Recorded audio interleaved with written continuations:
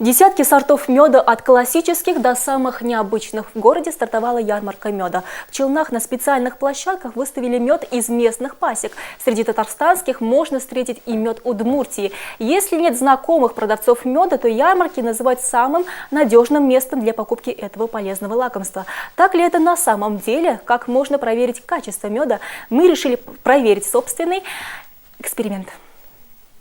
Они любуются тем, что привез мед.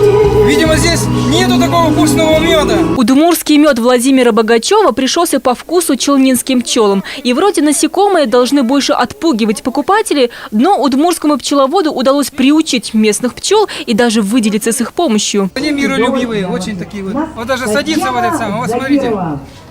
Несколько десятков сортов меда. От классических вариантов цветочного и гречишного до необычных сортов, например, меда акации.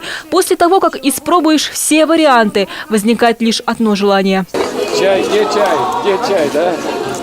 Специалисты советуют покупать мед только у проверенных и знакомых людей. В этом случае самая высокая вероятность купить действительно качественный продукт. Проверим с помощью эксперимента, можно ли купить действительно хороший мед на обычной ярмарке.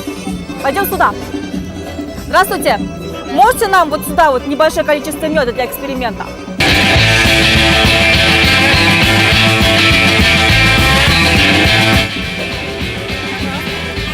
Наш первый образец. Пойдем дальше. Здравствуйте. Нам, пожалуйста, немножечко меда вот в этот стаканчик. Буквально чуть-чуть.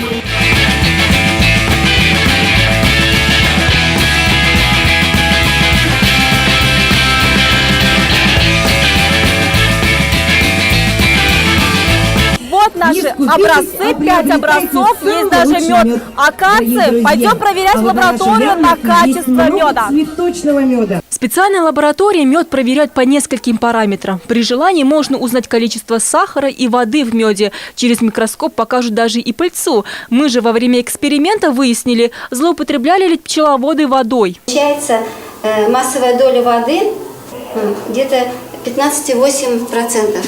Допустимая норма до 22%. Нам повезло, из 5 взятых образцов меда все уложились в норму. Однако качество меда можно определить и без микроскопа. Определяем вязкость меда.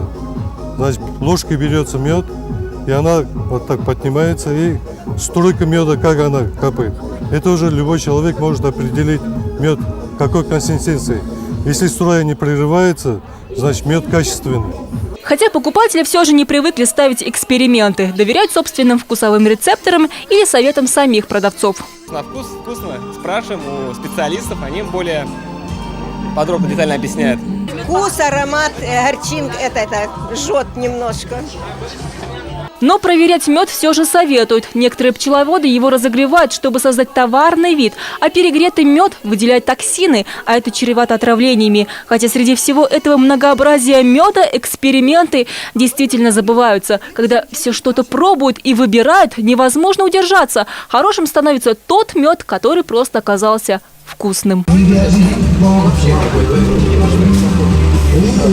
меда точно я нигде не пробовала. Альбина Минибаева, Андрей Рачеев для программы «Новости».